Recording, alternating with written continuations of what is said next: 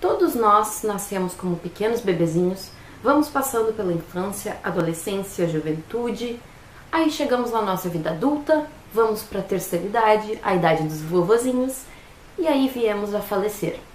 Essa é para ser a ordem natural das coisas, não é? Às vezes não. Vamos falar sobre essa lindeza aqui?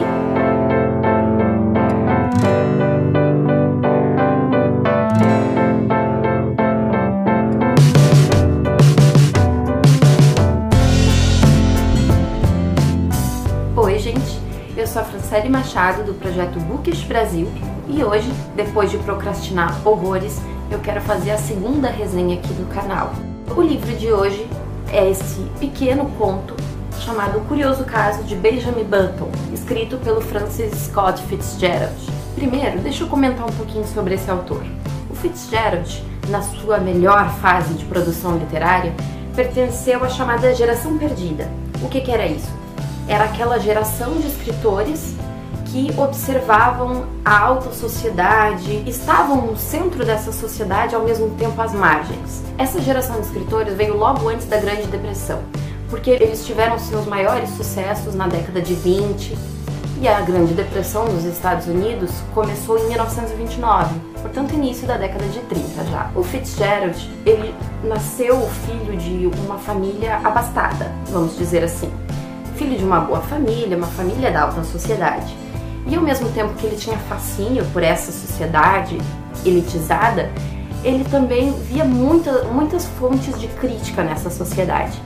E ele fazia questão de colocar essa crítica nos romances e em outros escritos dele. Fitzgerald é conhecido por grandes obras que justamente têm esse cunho de crítica social muito forte, como por exemplo O Grande Gatsby, que é a sua obra mais conhecida. Mas ele não escreveu apenas romances, ele também escreveu alguns contos.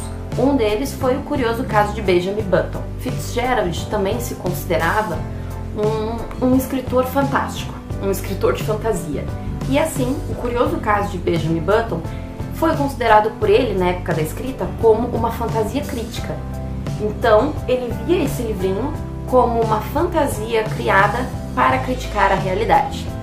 Falando sobre a história em si, tudo gira em torno do bebê Benjamin Button. Quando ele nasce, os pais de uma família bem conceituada na cidade de Baltimore, nos Estados Unidos, estão esperando por ele para ver como é o bebezinho deles, loucos para apresentar esse bebê no seio da sociedade.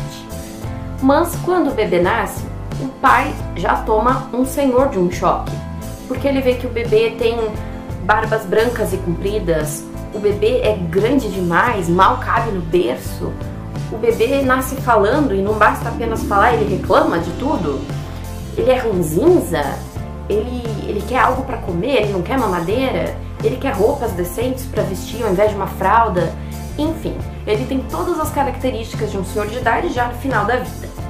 O pai fica apavorado e o que o Fitzgerald destaca em vários momentos aqui, com a sua escrita irônica maravilhosa, é justamente o quanto esse pai pensa no que a sociedade vai pensar dele, no que as pessoas vão pensar, no que os vizinhos vão comentar, no fato do filho dele ser uma aberração, no fato do filho dele ter nascido diferente dos outros, porque ser diferente dos outros é automaticamente ser uma aberração, principalmente no caso do Benjamin Button. Sintam o sarcasmo do Fitzgerald aqui. O livro se passa em 1860, logo antes da Guerra Civil Americana. E, portanto, está todo mundo bem, é uma sociedade calma, uma sociedade tranquila, e esse fato mexe com Baltimore inteira. Vai parar na imprensa, a mídia fala muito sobre aquilo. Nós vamos acompanhando aqui na história, desde a infância dele com a aparência de idoso, até a velhice dele com a aparência de bebê. E não é nem spoiler dizer que ele fica com a aparência de bebê, porque a gente pode até se dar conta de que se ele nasce idoso, ele morre bebê. O narrador do livro é em terceira pessoa, e Fitzgerald faz aqui um tipo de escrita que eu acho muito interessante. Eu não sei que nome que se dá na literatura, mas no cinema isso é chamado de quebra da quarta parede, quando o narrador conversa com o leitor. O narrador não vai apenas contar aquela história, jogar a história pra gente. Ele vai dar a sua opinião, nem que seja de forma sutil em alguns momentos. Então o narrador do Fitzgerald aqui, que não recebe nome, ele é a terceira pessoa, mas ele dá a sua opinião. Ele é alguém que está ali nos contando e opinando sobre o que ele está achando daquilo. O livro não parece ter aquela intenção tão direta, assim, tão na nossa cara, de nos dar uma lição de moral. Mas dá pra perceber que a intenção do Fitzgerald aqui é colocar algumas questões pra gente pensar. Assim como no caso de O Grande Gatsby, que a gente para pra pensar no final do livro sobre quais valores realmente valem a pena, o que a gente deve prezar. Ele nos coloca para pensar sobre esse estilo de assuntos aqui também. E algumas dessas questões levantadas aqui são exatamente sobre o quanto o status é importante nessa sociedade, já que o relacionamento da família Button com o pequeno Benjamin vai sendo amadurecido conforme ele cresce, de uma maneira extremamente voltada pelo status. Os sentimentos vão sendo moldados pelo status, pelo que os outros vão pensar, pelo que as pessoas vão comentar sobre eles. E o interessante é que Fitzgerald não coloca o Benjamin Button como uma total vítima da situação. Então não é aquele texto tão óbvio, aquele texto que faz a gente chorar de pena do coitadinho do Benjamin, que é a vítima. Ele não é a vítima, ele reflete exatamente a criação que ele tem. Quando ele se torna adulto, e a gente vai acompanhar a vida inteira dele aqui, ele começa a julgar as pessoas da mesma maneira que ele é julgado desde bebê. Então ele aprende isso com os pais e ele vai colocar isso na vida dele. A gente percebe o quanto os valores, tanto corrompidos quanto os valores realmente positivos, podem ser passados de geração para geração. Mesmo que o Benjamin veja pela própria vida o quanto as pessoas podem ser diferentes. A gente também pode perceber a influência da mídia sobre a população de Baltimore em um determinado momento, porque a mídia, obviamente, comenta muito sobre o fato do Benjamin ser diferente dos outros. E a gente vai perceber a valorização que as aparências, o poder, o dinheiro, a posição social, o sobrenome, tudo isso pode ter numa sociedade. Porque a gente percebe tanto da família do Benjamin quanto do próprio Benjamin que eles associam o sentimento que eles têm em relação às pessoas de acordo com o poder financeiro, o poder de influenciar terceiros que essa pessoa tenha. E a gente vê uma desvalorização dos idosos nesse contexto. Por quê?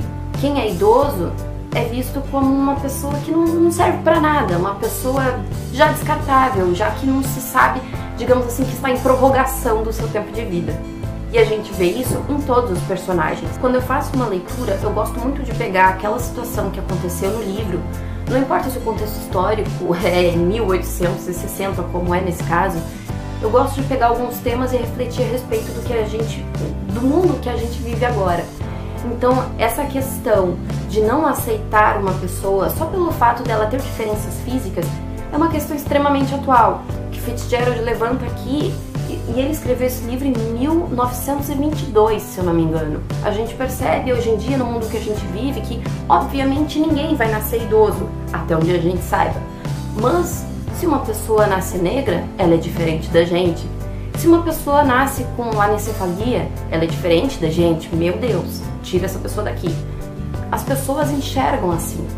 E tá aqui um livro que faz a gente refletir de uma maneira fantástica, de uma maneira que até onde a gente sabe é impossível de acontecer, sobre coisas que realmente acontecem. Até onde a gente consegue aceitar isso sem julgar o que a sociedade está pensando. Por mais que hoje a sociedade não pareça ser tão claramente dividida entre elite e o resto do povo, a sociedade ainda é dividida assim. E até que ponto a gente valoriza as pessoas, mesmo que elas sejam diferentes da gente? Até que ponto a gente respeita o outro da forma que ele é? Eu acho que esse livro, de uma maneira fantástica, de uma maneira diferente do habitual, consegue colocar essas questões na nossa cabeça.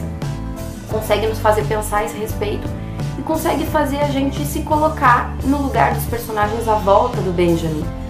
Como, por exemplo, se eu tivesse um Benjamin Button na minha família, como eu trataria ele? Esse livro foi uma grande releitura que eu fiz esse ano.